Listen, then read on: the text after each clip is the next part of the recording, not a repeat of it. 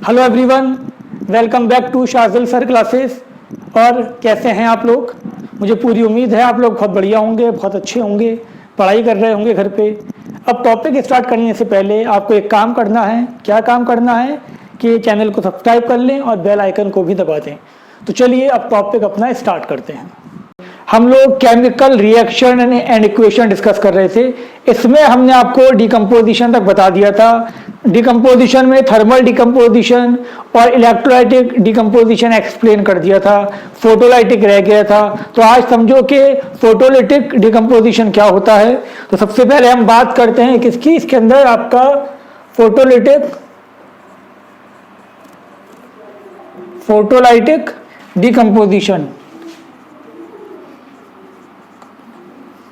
Photolytic decomposition, तो बेटा इसको समझ लो अच्छे से। अब ये क्या होता है? Decomposition of a substance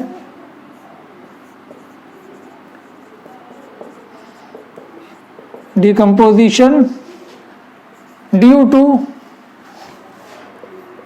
to light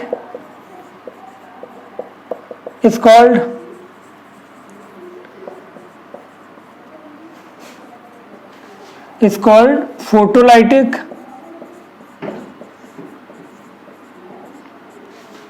decomposition और photolysis.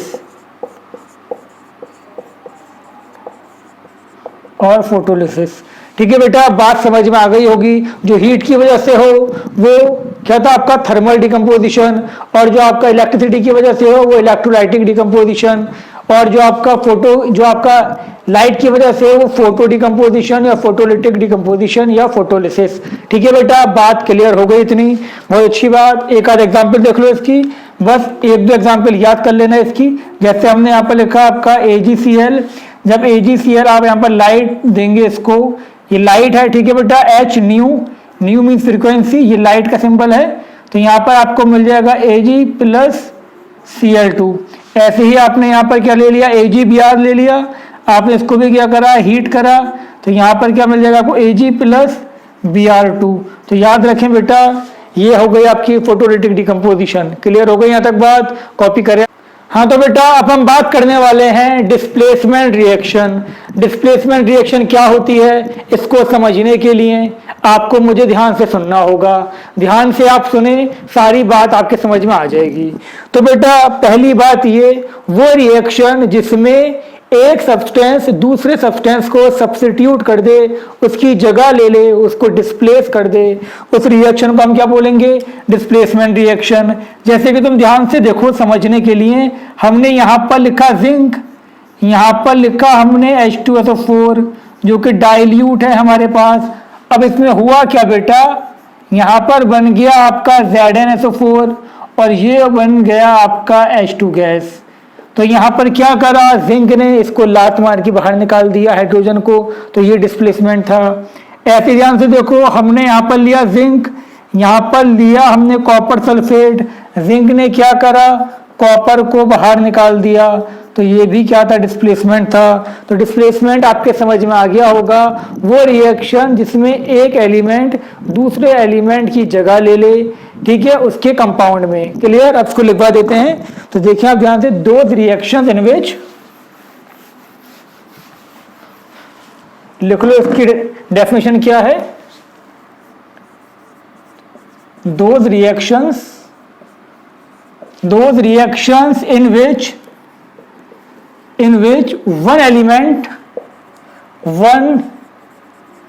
element take place of another element from their compound is called, ठीक है बेटा, आर कॉल्ड, लिख लो आर भी, are called displacement, are called displacement reaction. ठीक है बेटा, बात समझ में आपके आ गई होगी। वो रिएक्शन जिसमें एक एलिमेंट दूसरे एलिमेंट की जगह ले ले उसको हम क्या बोलेंगे, डिस्प्लेसमेंट रिएक्शन। अब एक बात और सुन लो, डिस्प्लेसमेंट रिएक्शन भी आपकी तीन टाइप की होती हैं। सबसे पहला आपका आता है displacement of hydrogen, displacement of hydrogen, hydrogen by metal, by metal. Second आपका आता है आपका displacement of metal, displacement of metal by more reactive metal, by more reactive metal. ठीक है बेटा, by more reactive metal. Next आपका आता है displacement of non metal, displacement of non metal by more reactive, by more reactive non metal. ठीक है बेटा, समझ गए, by more reactive non metal. इतनी कहानी आ गई समझ में। अब हमें एक एक करके इन तीनों को डिस्कस करना है। लिख लो इसको, फिर डिस्कस करते हैं हम। सबसे पहले पे आते हैं, क्या था, डिस्प्लेसमेंट ऑफ हाइड्रोजन। ये लिख ही लिया होगा आप लोगों ने। तो फर्स्ट हमारे पास क्या है बेटा, फर्स्ट है हमारे पास, फर्स्ट हम डिस्कस करेंगे डिस्प्लेसमेंट ऑफ हाइड्रोजन। क्या, displacement of, displacement of, displacement of hydrogen. अब इसको समझो ध्यान से। क्या था बेटा, metal that are more reactive than hydrogen displace hydrogen from their dilute acid। तो लिख लो इसके अंदर क्या कहा मैंने, metals, metals that are more reactive than, that are more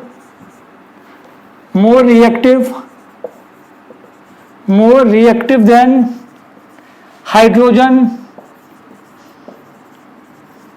hydrogen displace hydrogen, displace hydrogen from dilute acid। ठीक है बेटा, वो मेटल जो हाइड्रोजन से ज्यादा रिएक्टिव होंगे वो क्या करेंगे, वो हाइड्रोजन को लात मार के बाहर निकाल देंगे उसके डाइल्यूट एसिड में से। अब तुम कहोगे कि सर कौन से मेटल ज्यादा रिएक्टिव हैं, तो उसके लिए आपको रिएक्टिविटी सीरीज याद होनी चाहिए। मैं लिखवा दे रहा हूं आपको रिएक्टिविटी सीरीज। तो देखिए आप रिएक्टिविटी सीरीज की हम बात करते हैं। ये लिख लिया आपने बेटा, इसको लिख लो पहले, फिर हम रिएक्टिविटी सीरीज लिखवाएंगे। तो यहां पर क्या देखा हमने, more reactive metal, more reactive metal plus dilute acid, dilute acid. यहां पर हमें मिलेगा मेटल सॉल्ट, मेटल का सॉल्ट मिल जाएगा, प्लस हमें यहां मिल जाएगा बेटा H2 गैस। ठीक है बेटा, लिखो इसको फटाफट। अब हम बात करते हैं आपसे कि रिएक्टिविटी सीरीज क्या होती है, फिर इसकी एग्जांपल देखेंगे। हाँ तो बेटा बताओ रिएक्टिविटी सीरीज क्या होती है, क्या जानते हो तुम रिएक्टिविटी सीरीज के बारे में? नहीं जानते तो सुनो। Arrangement of element in increasing और decreasing order of reactivity is called reactivity series. अगर हम एलिमेंट को अरेंज कर दें उसकी रिएक्टिविटी के इंक्रीजिंग ऑर्डर पे या डिक्रीजिंग ऑर्डर पे, तो उसको हम क्या बोलेंगे, रिएक्टिविटी सीरीज। अब जो मैं लिख रहा हूं वो याद कर लेना, रिएक्टिविटी सीरीज बहुत ज्यादा इंपॉर्टेंट है। तो सबसे पहले हम बात करते हैं इसके अंदर, देखो sodium, potassium, calcium, magnesium, aluminium, carbon,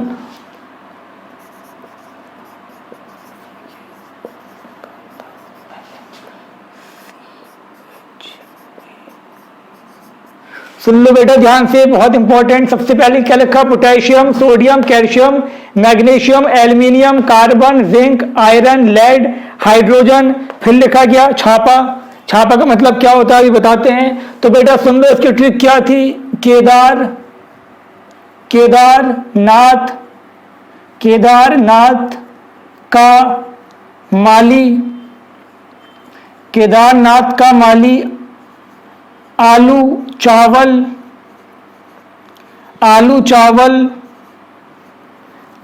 चावल जरा फीके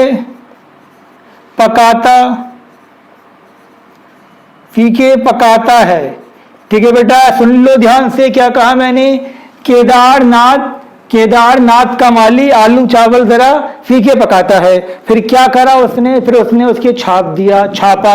अब छापा स्टैंड फॉर बेटा CHAPA लिखा है। छापा का मतलब है आपका C स्टैंड फॉर कॉपर, ठीक है, C स्टैंड फॉर कॉपर। उसके बाद क्या था H आपका होगा मरकरी। फिर क्या है आपका A मतलब सिल्वर, और P प्लेटिनम, और A यहां पर दूसरा वो क्या है गोल्ड, AU। ठीक है बेटा, बात समझ में आ गई। मैंने क्या कहा, मैंने आपसे कहा कि ये रिएक्टिविटी सीरीज है, टॉप से बॉटम आ रहे हो तो रिएक्टिविटी कम हो रही है, डिक्रीज हो रही है। अब यहां पर जो हाइड्रोजन है, जो हाइड्रोजन के ऊपर हैं उनकी रिएक्टिविटी हाइड्रोजन से ज्यादा है, और जो हाइड्रोजन के नीचे हैं उनकी रिएक्टिविटी हाइड्रोजन से कम है। समझ में आ गई यहां तक बात। तो लिख लो ये ट्रिक देख लो। केदारनाथ का माली आलू चावल जरा फीके पकाता है। देन फिर छापा बात समझ में आ गई। मैंने यहां लिख दिया है बट यहां दोबारा लिख दे रहा हूं मैं। ये Cu, यहां पर Hg, ये आपका Ag था, यहां पर ये प्लेटिनम था, और ये था गोल्ड। क्लियर हो गई यहां तक बात। ये रब कर दें, ठीक है, ये लिख लिया होगा आपने। अब हम बात करते हैं जो एग्जाम्पल दी थी आपको, एग्जाम्पल देनी थी। एग्जाम्पल को आप देखें बेटा, हमने यहां लिखा जिंक को हमने रिएक्ट करवाया डाइल्यूट H2SO4 के साथ। पूछा जा रहा है क्या यहां पर हाइड्रोजन गैस लिबरेट होगी या नहीं होगी। बिल्कुल होगी। जिंक क्या है, जिंक हाइड्रोजन से ज्यादा रिएक्टिव है, तो जिंक क्या करेगा, हाइड्रोजन को बाहर निकाल देगा, और क्या बन जाएगा यहां पर आपका zinc sulphate plus H2 gas.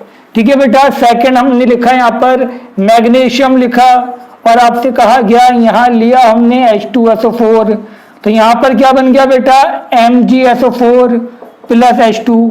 ये बात भी आपके समझ में आ गई होगी क्योंकि मैग्नीशियम भी क्या था, ज्यादा रिएक्टिव था। ऐसे ही हमने यहाँ सोडियम लिखा, यहां पर लिखा हमने क्या लिखा बेटा HCl। ये सब डाइल्यूट ले रहे हैं हम, ठीक है बेटा। तो यहां पर क्या मिल जाएगा आपको NaCl प्लस H2 गैस। इतनी बात भी आपके समझ में आ गई होगी। अब हम बात करते हैं कि यहां लिखा कॉपर, यहां पर लिखा हमने H2SO4। पूछा जा रहा है क्या यहां पर रिएक्शन होगी या नहीं होगी। बताओ बेटा रिएक्शन होगी या नहीं होगी। तो ध्यान से देखो, कॉपर हाइड्रोजन से कम रिएक्टिव है, तो मतलब रिएक्शन नहीं होगी। तो यहां क्या लिखोगे तुम, नो रिएक्शन। क्यों, because copper is less reactive then hydrogen. ठीक है बेटा, बात समझ में आ गई होगी। ये लिखो इसको फटाफट। हाँ तो बेटा अब आप देखिए रिमार्क नंबर सेकंड रिमार्क क्या है, ये है aqua regia.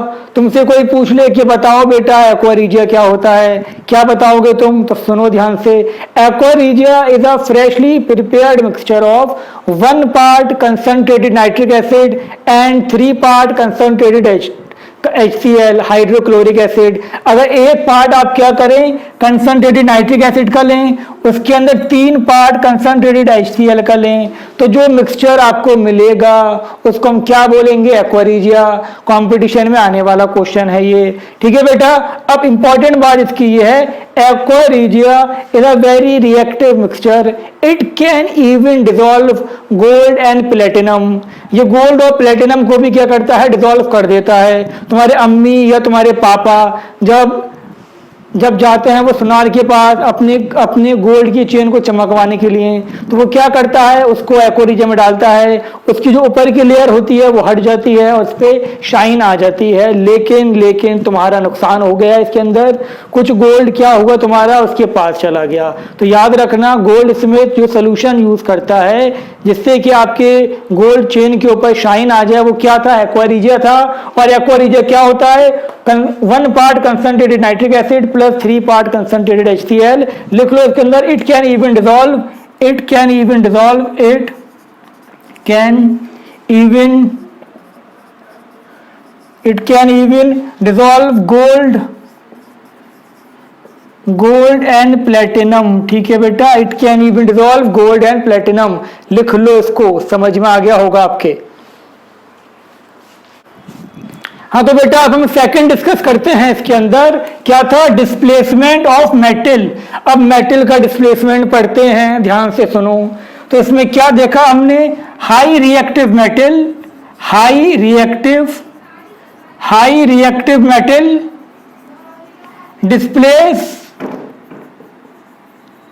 displace less reactive metal, high reactive metal displace less reactive metal from their salt solution. ठीक है बेटा, हाई रिएक्टिव मेटल क्या करेगा? लेस रिएक्टिव मेटल को डिस्प्लेस कर देगा उसके सॉल्ट सोल्यूशन से। बात आ गई समझ में? एग्जाम्पल देखो तुम, एग्जाम्पल क्या था? मैंने यहां पर लिखा जिंक, यहां लिखा कॉपर सल्फेट। अब क्या करा हमने? एक्वस था, ठीक है बेटा, एक्वस कॉपर सल्फेट। कलर याद रखना इसका ब्लू होता है। अब यहां क्या होगा आपका? ये कॉपर को लात मार के बाहर निकाल देगा और क्या बन जाएगा? Zinc sulphate. तो हमने क्या देखा? जिंक ने कॉपर को डिस्प्लेस कर दिया ना। ठीक है बेटा, ये सॉलिड था, अब यहां पर ये सॉलिड फॉर्म में आ जाएगा। ऐसे ध्यान से देखो बेटा, हमने यहां पर लिखा आपका कैल्शियम लिखा और यहां पर लिख दिया हमने वही कॉपर सल्फेट। क्या होगा इसमें? इसमें भी क्या होगा? सेम चीज बना लो। यहां पर ये बनेगा आपका CaSO4 प्लस कॉपर। इतनी बात आ गई समझ में? ये और एग्जाम्पल देखते हैं बेटा, हम इसको हम रब करते हैं और कुछ और एग्जाम्पल अब बताते हैं आपको। अब ध्यान से देखो, हमने यहां लिखा कॉपर लिख दिया और यहां पर लिख दिया जिंक सल्फेट। अब बताओ क्या होगा? जल्दी बताओ। हाँ बेटा, तुम जो वीडियो देख रहा है कंप्लीट करो इसको। क्या होगा? Copper sulphate? नहीं, बिल्कुल गलत। यहां पर क्या होगा आपका? No reaction. क्यों no reaction? Because copper is less reactive, because copper is less reactive than zinc. अपनी आंखों का इस्तेमाल करो और देखो, ये इसीलिए ये रब नहीं किया था। ये जिंक है यहां पर और यहां पर ये कॉपर है। तो कॉपर क्या है बेटा? जिंक से लेस रिएक्टिव है, इसीलिए कॉपर जिंक को डिस्प्लेस नहीं करेगा। लेकिन हमने यहां पर ऐसा लिख दिया कुछ, ध्यान से देखो, हमने लिखा कॉपर और यहां लिखा हमने AgNO3। पूछा जा रहा है क्या ये रिएक्शन पॉसिबल है या नहीं? ध्यान से देख के बताओ। बिल्कुल है। कॉपर क्या है? कॉपर सिल्वर से ज्यादा रिएक्टिव है। तो यहां पर क्या हो जाएगा बेटा? यहां बन जाएगा कॉपर नाइट्रेट। फॉर्मूले बनाना अगर नहीं आते हैं आपको तो आप वीडियो जरूर देखें हमारी, how to make chemical formula. उसमें सारे फॉर्मूले आपको बनाना आ जाएंगे। इतनी बात आगे समझ में? ये कोई डाउट तो नहीं है किसी को? जल्दी बताओ, नहीं है ना? तो हमने सिर्फ एक चीज देखी, जो हाई रिएक्टिव मेटल होगा वो लेस रिएक्टिव मेटल को बाहर निकाल देगा उसके सॉल्ट सोल्यूशन से। क्लियर हो गई यहाँ तक बात? लिख लें आप इसको भी। ऐसे देखो बेटा, हमने यहाँ पर लिखा सिल्वर, यहां पर लिखा हमने कॉपर सल्फेट। क्या कोई रिएक्शन होगा? जल्दी बताओ, होगा या नहीं होगा? बिल्कुल नहीं होगा। क्यों नहीं होगा? Same answer, because silver is less reactive than copper. लिख लो इसको फटाफट। तो बेटा अब हम बात करते हैं किसका? डिस्प्लेसमेंट ऑफ नॉन मेटल, कि नॉन मेटल को कैसे डिस्प्लेस करेंगे। तो अब ध्यान से देखो इधर, ये फ्लोरीन, क्लोरीन, ब्रोमीन, आयोडीन, इन सब, ये सब पीरियोडिक टेबल में एक ही ग्रुप से बिलोंग करते हैं, 17 ग्रुप से, और इनको हम क्या बोलते हैं? हैलोजेंस। तो याद रखना ये हैलोजेंस हैं, 17 ग्रुप से बिलोंग करते हैं और टॉप से बॉटम आओगे तो रिएक्टिविटी डिक्रीज होगी। ये बात याद रखो। क्या होगी टॉप से बॉटम? Reactivity decrease. अब सुन लो ध्यान से, high reactive non metal high reactive non metal क्या करेगा बेटा, डिस्प्लेस लेस रिएक्टिव, डिस्प्लेस, ठीक है बेटा, displace less reactive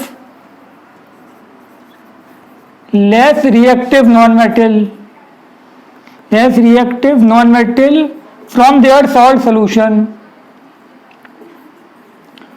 from its salt solution, ठीक है बेटा। अब एग्जाम्पल को देखो ध्यान से, यहां पर हमने यहां पर लिखा क्या, हमने यहां लिखा सपोज फ्लोरीन लिखा और यहां पर लिखा मैंने NaX। अब यहां मुझे क्या मिल जाएगा बेटा, यहां मिल जाएगा मुझे NaF और यहां मुझे मिल जाएगा X2। अब X क्या हो सकता है, यहां पर X क्लोरीन भी हो सकता है, ब्रोमीन भी हो सकता है, आयोडीन भी हो सकता है। क्यों? क्योंकि हम जानते हैं फ्लोरीन इन तीनों से ज्यादा रिएक्टिव है ना।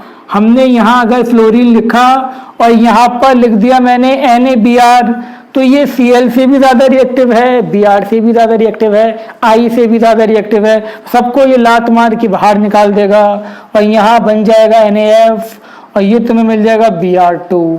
ठीक है बेटा, बात आ गई समझ में, क्लियर है इतना, लिख लो इसको। सेकंड एग्जांपल देखो इसकी। अब ऐसे ही बेटा देखो, हमने यहां पर लिख दिया क्या, Cl2 लिख दिया। अब तुमसे पूछा जा रहा है कि X क्या होगा, X क्या होगा, सिर्फ और सिर्फ Br और I। ये जो आपका फ्लोरीन है क्लोरीन से कम रिएक्टिव है।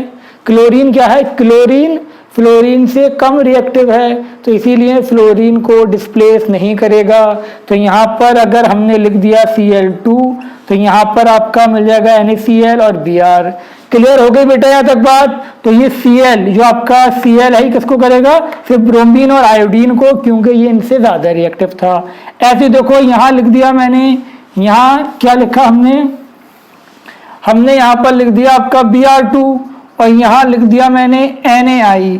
Br सिर्फ I को डिस्प्लेस कर सकता है क्योंकि ब्रोमीन सिर्फ I से ज्यादा रिएक्टिव है। और यहाँ आपको क्या मिल गया बेटा, NaBr मिल गया प्लस I2। आपसे पूछ लिया जाए कि कौन सी रिएक्शन पॉसिबल नहीं है, हमने यहाँ पर ये लिखा,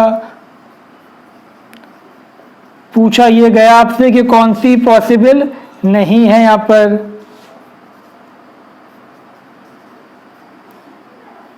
तो बताओ बेटा इसमें से कौन सी पॉसिबल नहीं है reaction.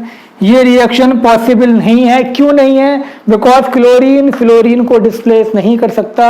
Chlorine is less reactive then fluorine. बात आ गई समझ में, एकदम क्लियर, भूलना नहीं है। तो ये पूरा हो गया आपका डिस्प्लेसमेंट रिएक्शन, बहुत अच्छे लेवल से सारे रिमार्क भी बता दिए आपको, जितना पढ़ाया है किसी भी कंपटीशन में, 10th के बाद के किसी भी कंपटीशन में इसी में से पूछा जाएगा आपसे। ठीक है बेटा, तो सब अच्छे से पढ़ लो, नोट्स बना लो, लिखो ये। बेटा आपके डिस्प्लेसमेंट तो समझ में आ गया होगा।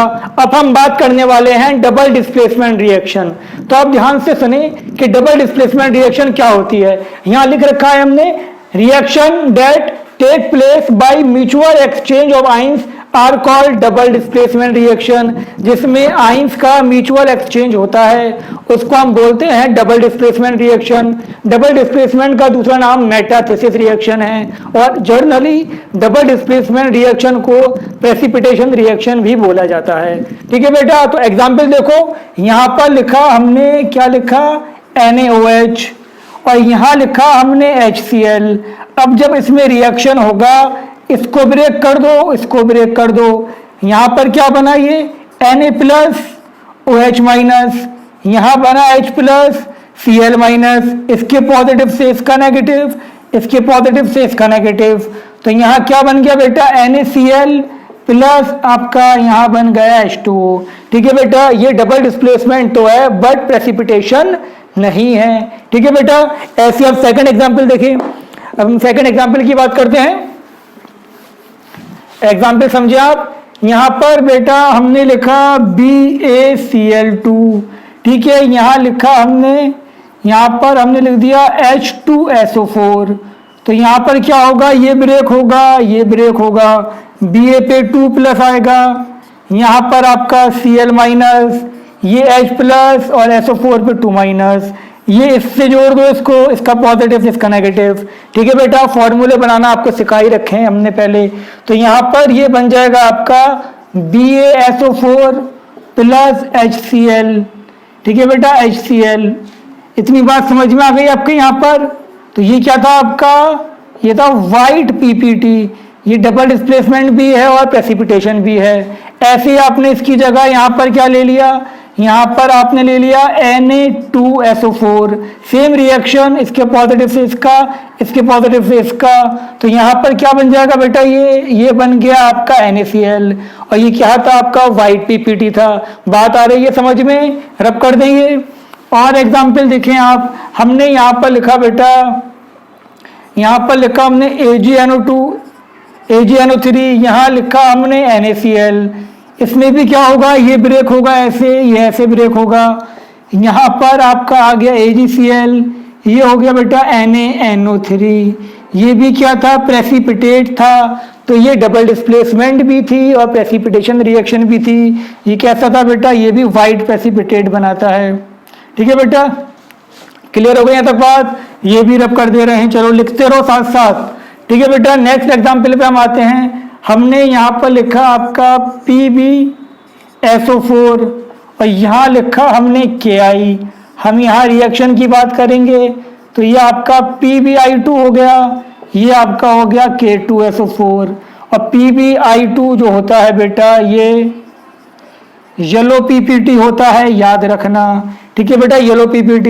ऐसे ही अगर PbNO3 का होल ट्वाइस मेरे पास है, यहाँ मैंने लिखा Ki। सेम चीज, ये ब्रेक करो, इस पे 2 प्लस, इस पे प्लस, इसका पॉजिटिव से इसका नेगेटिव, इसके पॉजिटिव से इसका नेगेटिव।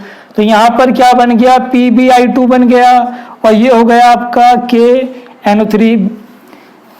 ठीक है बेटा, बात समझ में आई ना तुम्हारे, दोबारा लिख दे रहा हूँ मैं इसको। ये ब्रेक होगा कैसे, Pb2 प्लस में ये SO4 2 माइनस, ये K प्लस, ये I माइनस, इसके पॉजिटिव से इसका नेगेटिव, ये 2 है तो I2 हो गया और यहाँ पर ये 2 था तो K2 हो गया। क्लियर। ऐसे जब मैंने यहाँ लिखा PbNO3 का होल ट्वाइस, यहाँ पर लिखा मैंने Ki। सेम चीज यहाँ पर हुई, तो ये बन गया PbI2 और यहाँ पर आपका बन गया KNO3। ठीक है बेटा, बात समझ में आ गई। ये भी क्या था आपका, येलो PPT था। कोई डाउट नहीं होना चाहिए इसके अंदर, बात समझ में आ जानी चाहिए। जब म्यूचुअल एक्सचेंज ऑफ आयंस होगा तो उस टाइम जो रिएक्शन होगी वो क्या होगी आपकी, डबल डिस्प्लेसमेंट रिएक्शन। ठीक है बेटा, इतनी एग्जाम्पल काफी हैं, इसको आप लिख लें। बेटा अब हम डिस्कस करेंगे रिडॉक्स रिएक्शन। ये लास्ट रिएक्शन है, इसको अच्छे से समझ लेना, बहुत इंपॉर्टेंट है। एग्जाम में क्वेश्चन जरूर आएगा, कंपटीशन में भी पूछा जाता है क्वेश्चन। ठीक है बेटा, तो देखो रिडॉक्स रिएक्शन, कौन सी रिएक्शन, रिडॉक्स रिएक्शन। ये जो है ये 2 वर्ड से मिलकर बना है, रिडक्शन और oxidation. Redox means reduction and oxidation. तो सुनो ध्यान से, वो रिएक्शन जिसमें रिडक्शन और ऑक्सीडेशन एक साथ होता है उसको हम बोलते हैं रिडॉक्स रिएक्शन। आई बात समझ में। कोई तुमसे गलती से ये पूछ ले कि बताओ रिडॉक्स रिएक्शन क्या होती है, क्या बताओगे तुम ये कहोगे कि सर वो रिएक्शन जिसमें ऑक्सीडेशन और रिडक्शन एक साथ हो उसको हम बोलते हैं redox reaction.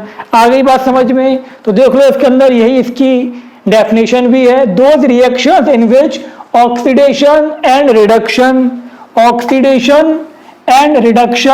take place simultaneously are called redox reaction। simultaneously का मतलब समझ गए होगे, मतलब एक साथ। क्लियर हो गई यहाँ तक बात। तुम कहोगे जी सर यहाँ तक बात क्लियर हो गई, लेकिन ये ऑक्सीडेशन और रिडक्शन क्या होता है ये तो बताइए। तो बिल्कुल बताएंगे, टेंशन ना लें आप। अब हम बात करते हैं कि ऑक्सीडेशन क्या होता है। बेटा ध्यान से देखो, ऑक्सीडेशन, तुमसे कोई पूछे कि ऑक्सीडेशन क्या होता है तो तुम क्या कहोगे इसके अंदर, तुम यहां कहोगे addition of oxygen. Addition of oxygen, किसी भी चीज में ऑक्सीजन का ऐड हो जाना उसको क्या बोलेंगे हम, ऑक्सीडेशन। क्लियर हो गई यहां तक बात। फिर आपसे कहा जाए सेकंड क्या होगा इसका डिफाइन करने का, सेकंड मेथड है removal of hydrogen. Removal of hydrogen. Third है इसका लॉस ऑफ ऐसे देखो, addition of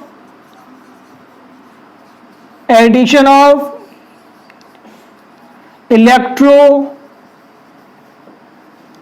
negative element, addition of electronegative element. और इलेक्ट्रोनेगेटिव एलिमेंट कौन से होते हैं, तुम जानते हो, नॉन मेटल। ठीक है बेटा, याद रखना इलेक्ट्रोनेगेटिव एलिमेंट कौन से होते हैं, नॉन मेटल्स। नेक्स्ट है आपका removal of electro positive elements, removal of electro positive elements मतलब metal.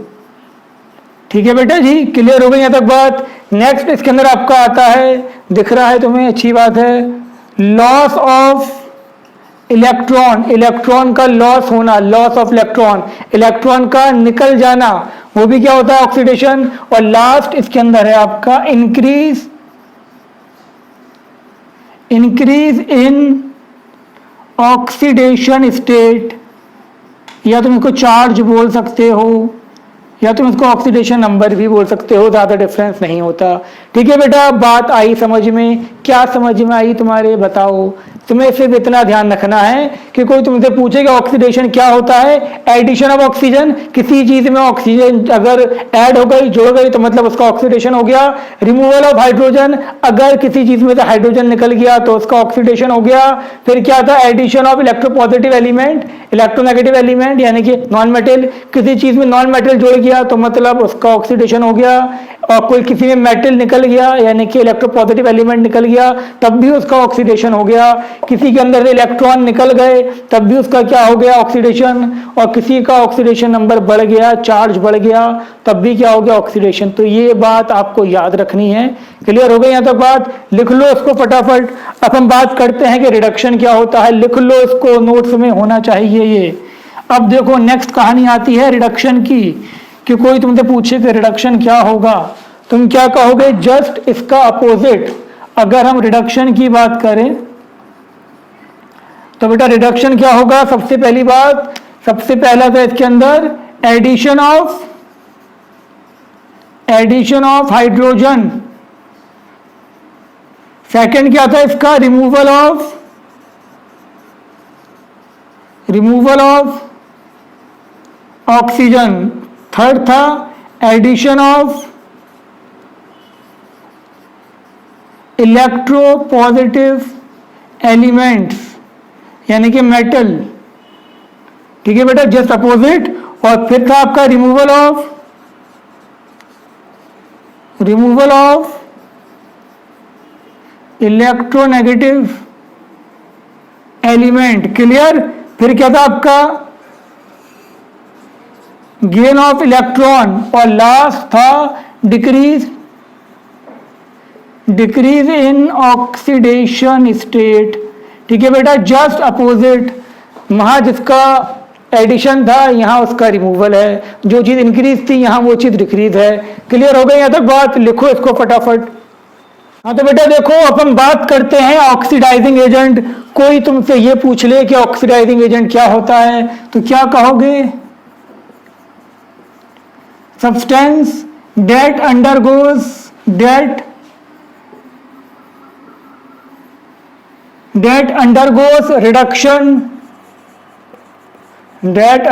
reduction is called oxidizing agent।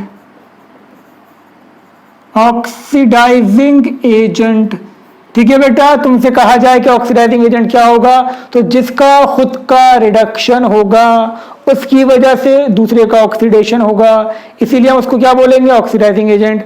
आ गई बात समझ में, क्या कहा, जिस सब्सटेंस का रिडक्शन होगा वो ऑक्सीडाइजिंग एजेंट, बस इतनी बात।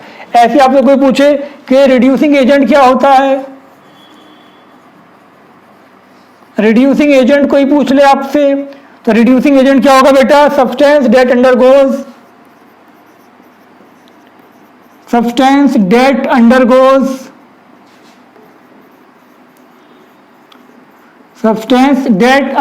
ऑक्सीडेशन, जिसका खुद का ऑक्सीडेशन होगा, is called reducing agent. R A से लिख देंगे इसको। ठीक है बेटा, ऑक्सीडाइजिंग एजेंट को हम लिख देंगे ओ ए से।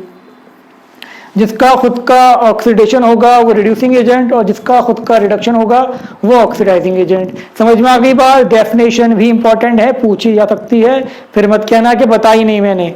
लिखो फटाफट। हाँ तो बेटा आप कुछ एग्जाम्पल देख लो, तुम लोग ध्यान से देखना, समझ में आ जाएगी बात। ये था। अब यहां पर देखो बेटा क्या हुआ इसके अंदर, रिमूवल ऑफ क्या हो गया, ऑक्सीजन। ठीक है बेटा, और यहां पर क्या हुआ जल्दी देखो, ये हो गया आपका एडिशन ऑफ ऑक्सीजन। हुआ या नहीं हुआ, बताओ हुआ या नहीं हुआ? हुआ ना। और जिसका रिमूवल ऑफ ऑक्सीजन होता है उसको हम क्या बोलते हैं, रिडक्शन, अभी बताया था। और इसको हम क्या बोलेंगे बेटा, ऑक्सीडेशन। एडिशन ऑफ ऑक्सीजन क्या था, ऑक्सीडेशन। अब तुमसे पूछ लिया जाए कि विच सब्सटेंस अंडरगोज ऑक्सीडेशन, किसका ऑक्सीडेशन हुआ, किसका हुआ बेटा, H2O नहीं बोलोगे, तुम क्या बोलोगे, हाइड्रोजन। याद रखना, कोई तुमसे पूछे कि ऑक्सीडेशन किसका हुआ, रिडक्शन किसका हुआ, ऑक्सीडाइजिंग एजेंट कौन सा है, रिड्यूसिंग एजेंट कौन सा है, तो आंसर हमेशा रिएक्टेंट में से देना है। इस बात को गार्ड मान लो बिल्कुल। कहां से देना है हमें आंसर, रिएक्टेंट में से, प्रोडक्ट में से आंसर कभी नहीं देंगे।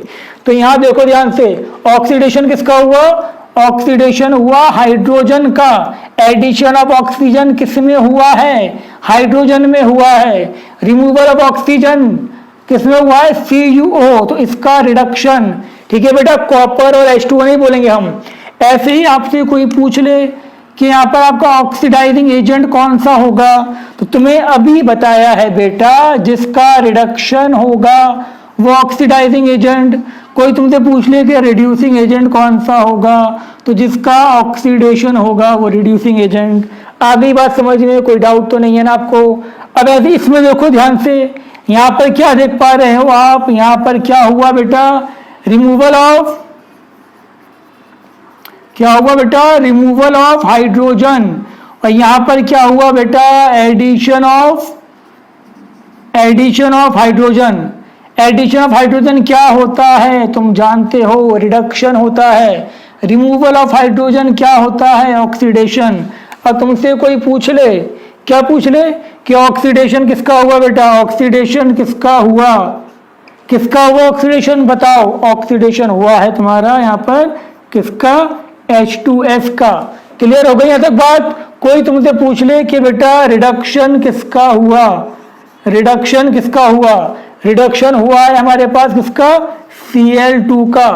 क्लियर हो गई यहाँ तक बात? और जिसका ऑक्सीडेशन होगा वो क्या होगा, वो होगा रिड्यूसिंग एजेंट, और जिसका रिडक्शन वो क्या होगा, ऑक्सीडाइजिंग एजेंट। यहाँ तक बात समझ में आपकी आ गई होगी, कोई डाउट तो होगा नहीं इसके अंदर, सही कहा ना मैंने? क्लियर? तो लिखो इसको। तो बेटा आप देखो इस एग्जाम्पल को समझो ध्यान से। यहाँ पर देखो क्या हुआ, यहाँ पर हुआ आपका रिमूवल ऑफ ऑक्सीजन। ठीक है बेटा, रिमूवल ऑफ ऑक्सीजन क्या था, रिडक्शन था। आगे बात समझ में। यहां पर देखिए आप क्या हुआ बेटा, यहां पर हुआ रिमूवल ऑफ, ये हुआ रिमूवल ऑफ हाइड्रोजन। और रिमूवल ऑफ हाइड्रोजन क्या था बेटा, ऑक्सीडेशन था। क्लियर हो गई यहां तक बात? कोई पूछ ले आपसे कि किसका ऑक्सीडेशन हुआ, किसका रिडक्शन हुआ, तो ऑक्सीडेशन किसका हुआ है, ऑक्सीडेशन हुआ है HCl का। ठीक है बेटा, ऑक्सीडेशन किसका हुआ, HCl का। रिडक्शन किसका हुआ, ऑक्सीडेशन हो गया HCl का, रिडक्शन हो गया MnO2 का। और जिसका ऑक्सीडेशन वो रिड्यूसिंग एजेंट, जिसका रिडक्शन वो ऑक्सीडाइजिंग एजेंट। आ गई बात समझ में? अब तो आ जानी चाहिए यार तुम्हारे। अब यहां पर देखो क्या हुआ बेटा, एडिशन ऑफ, ये हुआ addition of oxygen. Addition of oxygen क्या होता है बेटा, ऑक्सीडेशन। अब यहां पर देखो ध्यान से, यहां क्या हुआ आपका, एडिशन ऑफ मेटल। और एडिशन ऑफ मेटल क्या होता है बेटा, रिडक्शन होता है, बताया था अभी आपको। तो कोई पूछे आपसे कि यहाँ ऑक्सीडेशन किसका हुआ है, ऑक्सीडेशन Cu का हुआ, और यही क्या था, रिड्यूसिंग एजेंट। कोई पूछे रिडक्शन किसका हुआ, रिडक्शन हुआ आपका O2 का, और यही क्या था आपका, ऑक्सीडाइजिंग एजेंट। समझ में आ गई बेटा यहाँ तक बात? एक दो एग्जाम्पल और देते हैं आपको जिससे कि आपकी कॉन्सेप्ट पूरा क्लियर हो जाए।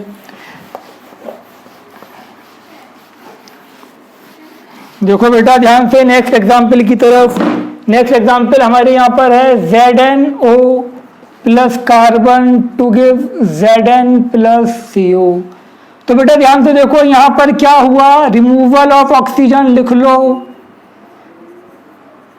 रिमूवल ऑफ ऑक्सीजन हुआ ना बेटा, ये हुआ आपका रिमूवल ऑफ ऑक्सीजन, और ये क्या होता है, रिडक्शन। और यहां पर क्या हुआ बेटा, यहां पर हुआ है आपका addition of oxygen. Addition of oxygen क्या था बेटा, ऑक्सीडेशन था। अब कोई तुमसे पूछे कि किसका ऑक्सीडेशन हुआ, किसका रिडक्शन हुआ, एक बात मैंने अभी आपको बताई है, आंसर कभी भी प्रोडक्ट में से नहीं देना। तो ऑक्सीडेशन किसका हुआ, रिडक्शन किसका हुआ, ऑक्सीडेशन हुआ बेटा कार्बन का, रिडक्शन किसका हुआ ZnO का, और जिसका ऑक्सीडेशन वो रिड्यूसिंग एजेंट, जिसका रिडक्शन वो ऑक्सीडाइजिंग एजेंट। इतनी बात तो यार अब तो आ जानी चाहिए तुम्हारे समझ में। ऐसे देखो यहाँ पर एक एग्जाम्पल और लिखते हैं हमने यहाँ पर लिखा Zn, यहाँ पर लिखा Cu2 प्लस, ये लिखा हमने Zn2 प्लस, यहाँ पर लिखा कॉपर, ये सॉलिड था ये एक्वस था। ठीक है, अब ध्यान से देखो ये Cu था, ठीक है बेटा Cu। इस पे कितना चार्ज है, कुछ दिख रहा है, कोई चार्ज है इस पे, जैसे इस पे +2 है, इस पे कुछ है नहीं है ना, तो ये 0 है। तो ये 0 से किस में गया, 2 में गया। तो यहाँ पर क्या होगा, increase in oxidation state. Charge को हम क्या बोलते हैं बेटा, ऑक्सीडेशन स्टेट। इंक्रीज हुआ, और इंक्रीज इन ऑक्सीडेशन स्टेट क्या था, ऑक्सीडेशन। और यहाँ पर क्या हुआ बेटा, डिक्रीज इन ऑक्सीडेशन स्टेट, ये क्या हो गया, रिडक्शन। तो ऑक्सीडेशन किसका हुआ, Zn का हुआ, और रिडक्शन किसका हुआ, Cu2 प्लस का हुआ। ठीक है बेटा, बात आ गई समझ में, कोई डाउट नहीं ना, क्लियर। अब देखो यहाँ पर Cu2 की जगह हम यहाँ पर Cu4 लिख देते तब भी वही बात थी, और यहाँ पर हम लिख देते क्या आपका ZnSO4, तब भी क्या थी, यही बात थी। इससे ये कैंसिल होता और यहाँ +2 आ जाता, यहाँ +2 आ जाता। जब कॉपर पे +2 आएगा तभी तो वो सल्फेट से कंबाइंड होगा।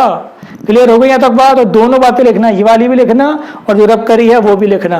क्लियर हो गई? तो मुझे पूरी उम्मीद है तुम्हारे रेडॉक्स रिएक्शन समझ में आ गया होगा। ठीक है, जो पढ़ाया है तुमने नोट्स बना लिए होंगे उसके। ठीक है, वीडियो को बार बार देखो, जो डाउट आए वो पूछ लेना। बेटा जी आप लोगों के टाइप्स ऑफ रिएक्शन तो समझ में आ गई होंगी। अब हम बात करने वाले हैं कैरेक्टरिस्टिक ऑफ केमिकल रिएक्शन। ये केमिकल रिएक्शन की कैरेक्टरिस्टिक क्या क्या हो सकती हैं। तो सबसे पहला जो कैरेक्टरिस्टिक हम बात करेंगे इसके अंदर वो है change of state. Change in state या चेंज ऑफ स्टेट, इसको ध्यान से समझ लो बेटा। अब जैसे कि मेरे पास यहाँ पर H2O है जो कि आपका क्या है, यहाँ पर सॉलिड है, आइस है, ये कन्वर्ट हो गया आपका H2O लिक्विड के अंदर। क्लियर? अब तुम कहो, अब तुमसे पूछा जा रहा है स्टेट तो चेंज हो गया, क्या ये केमिकल रिएक्शन है? नहीं, बिल्कुल नहीं, ये केमिकल रिएक्शन नहीं है, क्योंकि केमिकल रिएक्शन में नए सब्सटेंस बनने चाहिए नई प्रॉपर्टी के साथ। लेकिन यहाँ पर पहले भी H2O था, बाद में भी H2O था। तो हमेशा स्टेट का चेंज होना, फेस का चेंज होना, या कह सकते हो स्टेट का चेंज होना, हमेशा ये नहीं कहता कि वो केमिकल रिएक्शन है। लेकिन मैंने क्या करा, मैंने यहाँ पर H2O लिया, ठीक है बेटा, H2O का क्या कर दिया, इलेक्ट्रोलिसिस कर दिया। यहाँ पर H2 मिला और O2 मिला, ये भी गैस था, ये भी गैस था, ये क्या था आपका, लिक्विड था। अब यहाँ पर अब यहाँ पर H2O पहले पूरा कंपाउंड था, अभी ब्रेक हो गया अलग अलग सब्सटेंस में, तो ये केमिकल रिएक्शन है। और यहाँ पर लिक्विड से क्या बन गए, दोनों गैस बन गए, तो चेंज इन स्टेट भी है। तो केमिकल रिएक्शन में स्टेट चेंज हो भी सकता है और नहीं भी हो सकता। ठीक है बेटा, बात समझ में आ गई यहाँ तक। लेकिन हमें पता कब चलेगा कि वो केमिकल रिएक्शन है, जब उसके अंदर क्या होगा, प्रॉपर्टीज चेंज होंगी। तो प्रॉपर्टीज का चेंज होना यहाँ पर कंपलसरी था। ऐसे ही देखो ध्यान से, हमने यहाँ पर लिखा CaCO3, ये सॉलिड था, जब इसको हमने हीट करा तो ये क्या बन गया, CaO। Plus CO2। तो यहाँ पर सॉलिड, यहाँ पर गैस। ठीक है बेटा, सॉलिड था वो दो कंपाउंड में कन्वर्ट हुआ, सॉलिड और एक गैस था। बात समझ में आ गई, यहाँ पर भी स्टेट चेंज हो गई। बात क्लियर है। सेकंड ऐसे ही था आपका एवोल्यूशन ऑफ गैस। सेकंड क्या था बेटा? Evolution of gas. सेकंड हम लिख लें इसके अंदर एवोल्यूशन ऑफ गैस, गैस का इवॉल्व होना। तो याद रखो बेटा, केमिकल रिएक्शन में गैस इवॉल्व हो सकती है। जैसे कि हमने यहाँ पर जिंक लिखा, यहाँ पर हमने लिखा था H2SO4 डाइल्यूट, हमने देखा था अभी डिस्प्लेसमेंट रिएक्शन में ZnH2 से ज़्यादा रिएक्टिव है, तो ये इसको लात मार के बाहर निकाल देगा। ठीक है बेटा, H2 मिल गया। तुमसे पूछा जाए कि गैस इवॉल्व हुई जो कि क्या हुआ? पॉप साउंड से जली। वन विथ पॉप साउंड, कोई गैस है जो पॉप साउंड के साथ जल रही है, तो वो गैस कौन सी है बेटा? वो गैस है आपकी H2 गैस। तो याद रखें आप, ये H2 गैस का कंफर्मेशन था। ऐसे ही हमने देखा था अभी CaCO3, ये सॉलिड था, इसको जब हमने हीट करा तो यहाँ पर क्या मिला? CaO plus CO2 gas. तो यहाँ पर भी क्या हुआ था? गैस इवॉल्व हुई थी। तो गैस का इवॉल्व होना भी एक कैरेक्टरिस्टिक है केमिकल रिएक्शन का। ठीक है बेटा, क्लियर हो गई यहाँ तक बात। अब याद रखना CO2 का कंफर्मेशन कैसे होता है। कोई गैस अगर लाइम वाटर को मिल्की कर रही है तो वो गैस CO2 है, या कोई भी गैस फायर को एक्सटिंग्विश कर रही है, कैंडल को बुझा रही है, तो वो गैस भी क्या है? आपका CO2। क्लियर, इतनी बात समझ में आ गई। नेक्स्ट हम अगर बात करें इसके अंदर फॉर्मेशन ऑफ प्रेसिपिटेट, थर्ड था इसके अंदर फॉर्मेशन ऑफ